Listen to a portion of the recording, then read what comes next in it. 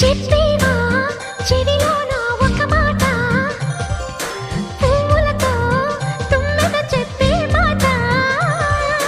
నీ చిరునవ్వు సాక్షిగా తాజ్ మహల్ నాదట, నీ పెదవంచు సాక్షిగా షాజహాను నేనట. నీ తీయని ప్రేమకి నా పెదవే నజరానా, నీ పైటకి నేనిక బానిసనే నెరజాడా. అనంతాల ఆత్మ నీవై చేరుకున్న వేళలో కోకలు కట్టిన కోయిలా కమ్మని కౌగిలియవే.